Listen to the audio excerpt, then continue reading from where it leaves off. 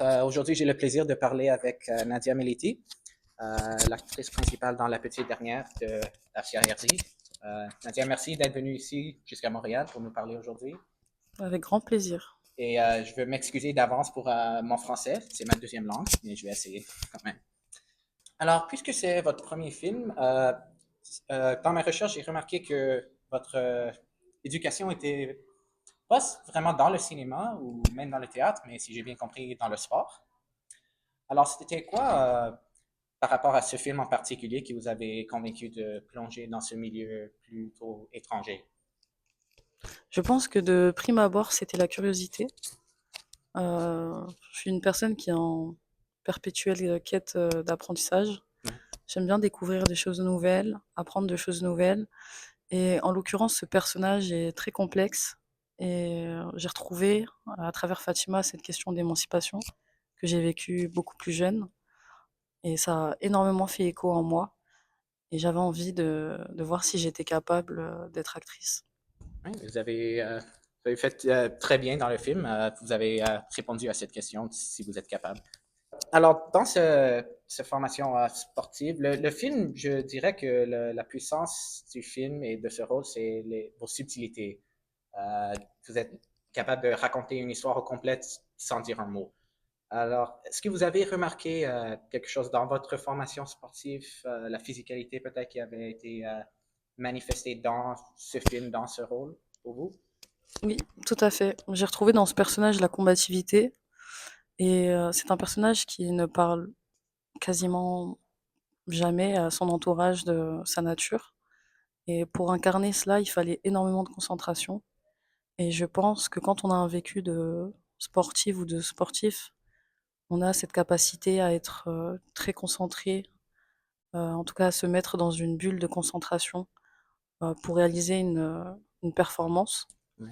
Et c'était le cas pour moi, donc tout au long de cette expérience, en fait, je me suis mis dans une sorte de bulle de concentration et c'est d'ailleurs la raison pour laquelle je n'ai parlé à personne de mon entourage de ce projet. Parce que j'avais besoin que mon énergie reste auprès de moi et qu'elle ne m'échappe pas. Et je pense aussi que, ça fait beaucoup de je pense, mais que parfois en parlant des choses qu'on a envie de faire ou qu'on vit, ça perd un peu de sa valeur Ouais.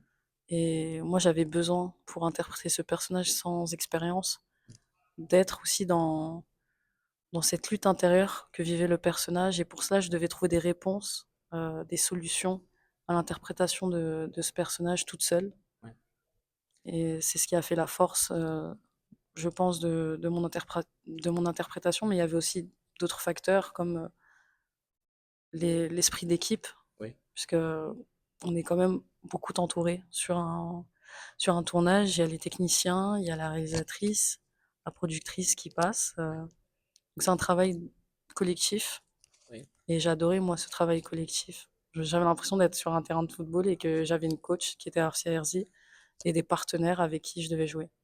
Euh, Dans ce cas-là, vous avez mentionné être un peu isolé dans la préparation de ce rôle. Et puisque c'est une adaptation d'une œuvre d'autofiction de Fatima Das, est-ce que vous vous êtes jamais rencontré Fatima et la consulté avant le tournage ou durant le tournage, ou voulez-vous garder plutôt cette distance artistique? Après la lecture du roman de Fatima Das, j'ai eu la chance de la rencontrer. Et c'était très intéressant de la rencontrer finalement, puisque j'ai pu piocher dans sa personnalité des éléments qui m'ont permis plus tard à interpréter le personnage, comme son style vestimentaire, le ton qu'elle emploie quand elle me parle, la façon dont elle va bouger, la façon dont elle va s'asseoir. Il y a plein d'éléments que j'ai cueillis de Fatima et qui m'ont permis de mettre un visage sur le côté imaginaire que j'avais pu créer à travers la lecture du roman. Alors, vous avez parlé de la collaboration, l'esprit collaboratif sur le film et avec Arsia Herzi en particulier. Et je note que pour votre premier film, vous êtes dans une situation assez particulière. Donc, votre réalisatrice elle-même a commencé comme actrice avant de se mettre derrière la caméra. Je sais que à ce moment-là, vous n'avez pas d'autres expériences pour faire la comparaison à ce moment, mais est-ce que vous avez remarqué un peu son expérience d'actrice qui se manifestait quand elle était en train de guider vous ou vos collaborateurs sur le film? C'est évident que c'est un atout d'avoir une réalisatrice qui est aussi actrice, puisqu'elle a la capacité de se mettre à la place des acteurs et des actrices. Et de ce fait, elle permet d'avoir une direction très intéressante, puisque de par son expérience et son vécu d'actrice, elle a plus de facilité à nous comprendre et aussi à nous diriger. Ouais. Et ça, c'est quelque chose que je pense qui peut permettre en tout cas d'avoir un lâcher prise, euh, notamment dans les scènes d'intimité, qui est très intéressant, oui. Hein? Bon. Alors, quand vous avez préparé ce rôle avant le tournage avec Asia, est-ce qu'il y avait des parties de ce rôle que vous avez développé hors de la page ou est-ce que c'est pas mal tout dans le scénario? On a tout développé en fonction du scénario, Ouais. énormément de répétitions en amont. Et d'ailleurs, c'était génial puisque Afia Herzi nous a laissé le temps de nous apprendre, d'apprendre à se connaître, tout simplement, avec les acteurs et les actrices. Et un temps qui a été très bien utilisé, puisque par la suite, ça nous a permis de créer un climat de confiance Ouais. et de respect mutuel. Et voilà. Je trouve que c'est assez important parce que aussi dans ce film en particulier, il y a une belle mélange d'acteurs des acteurs débutants comme vous-même, mais aussi des acteurs qui ont un peu plus d'expérience, des professionnels, des non professionnels. Alors dans ce mélange, est-ce que vous avez c'était comment cette expérience de tourner avec beaucoup d'acteurs qui avaient des niveaux d'expérience différents dans l'industrie? Je me suis pas réellement posé la question.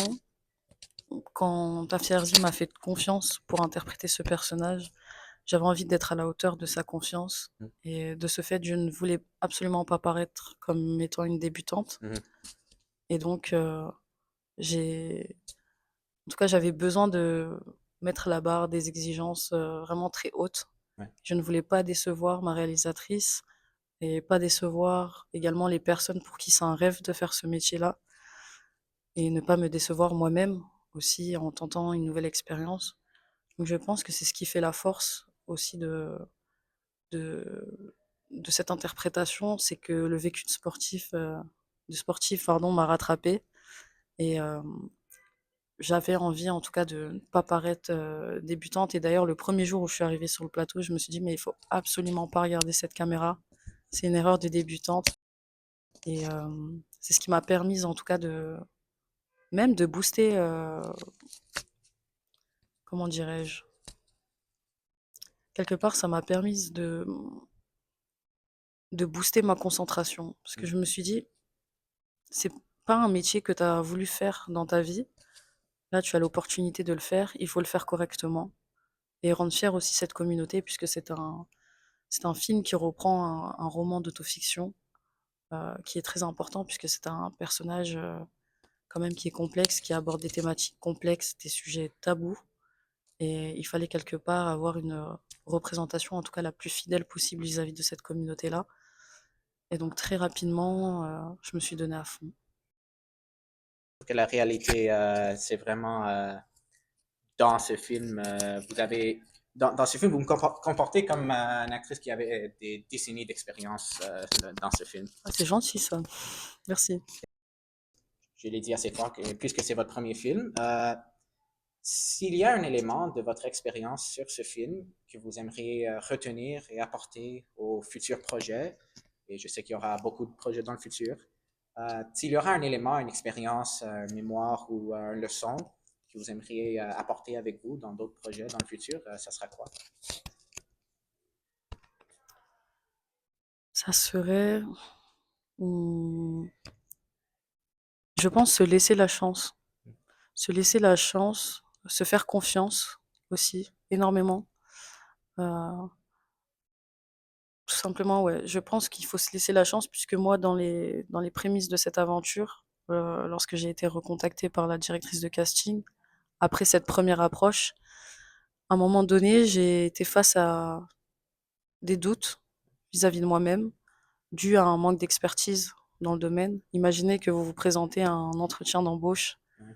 pour être ingénieur et que sur votre CV, vous n'avez aucune compétence ou formation pour obtenir ce poste, c'est sûr que vous allez vous poser des questions sur est-ce que je vais obtenir ce job? Et moi, j'étais confrontée à ça. Mais il y a quelque chose qui a tout de suite fait l'effet inverse chez moi. Je pense que c'est dû encore une fois à ce vécu de sportive. Et je me suis dit, mais laisse-toi la chance de découvrir quelque chose que tu ne connais pas. Tu n'as même pas tenté finalement que c'est bon, c'est déjà perdu d'avance, mais il faut essayer. Et je pense que franchir le cap, c'est, c'est un élément qui fait la différence, en tout cas chez grand nombre de personnes. Je pense que beaucoup de personnes ont envie de faire des choses, mais elles ne se laissent pas forcément la chance de découvrir cet inconnu, ce qui les attend au-delà de ces doutes-là. Et il faut franchir ces doutes, en tout cas se laisser la chance d'aller au-delà de tout ça et tenter de découvrir ce qu'il y a derrière. Ça peut permettre vraiment de vous faire découvrir de belles choses. En tout cas, c'était le cas pour moi. Et je ne regrette absolument pas en tout cas, de m'être laissé une chance. Mm. Est-ce qu'il y avait un moment dans le tournage du film où, quand vous avez des doutes, si vous pensez que vous pourriez le faire, est-ce qu'il y avait un moment où vous êtes dit, non, c'est bon, je suis là, je sais qu'est-ce que je fais, j'ai la confiance dans cette expérience. Alors, je savais que c'était un sujet tabou, Mhm. l'homosexualité et la religion. Et lorsque j'ai découvert le scénario, déjà, j'étais très heureuse de faire partie d'un nouveau projet, une expérience que je n'aurais jamais pu vivre dans ma vie de sportive et d'étudiante. Et donc, j'étais très excitée et enthousiaste à l'idée que de me voir interpréter un personnage. Et j'ai pas eu du tout de doute, finalement. La question de l'émancipation prenait tellement de place, dans mon cœur en tout cas, que pour moi, il n'y avait aucun doute à avoir. Et en même temps, je me posais la question de pourquoi cette communauté n'était pas représentée aussi dans le cinéma. Et c'est vrai que, on va dire que je suis assez partisante du vivre ensemble, de, de l'amour entre les individus et surtout de cette question d'altérité, de la connaissance des autres. Et donc, ces dimensions-là m'ont tout de suite intéressée et j'avais envie de faire partie d'un projet qui allait faire réfléchir la société. Je ne suis pas du tout sociologue, mais j'adore la sociologie. Mhm. Et en tout cas, je suis pour l'épanouissement des individus. Et ce film, pour moi, reflète totalement cette ambition-là. Donc, j'avais envie de faire ce film et d'interpréter ce personnage qui forcément va faire réfléchir, forcément va créer des débats et permettre aussi aux gens d'être plus tolérants vis-à-vis des personnes qui les entourent. Et il y a aussi un élément qui est important, c'est que quand on ne connaît pas, parfois on peut émettre énormément de jugements. Et on dit souvent qu'il faut se mettre à la place des autres pour comprendre, ou bien qu'il faut le voir pour le croire. Et je pense que ce film permet en tout cas de voir ce qui se passe dans ces communautés-là, de casser aussi certains clichés, certaines idées préconçues qu'on peut avoir vis-à-vis d'une origine ethnique ou bien d'une religion. Et il est très intéressant finalement ce film, parce que je pense que ça va mettre, en tout cas que ça va faire beaucoup de bien à la société, et que on a de plus en plus besoin de films humains qui parlent de tolérance, de bienveillance et surtout qui parlent d'amour. C'est très important pour une belle point de terminer.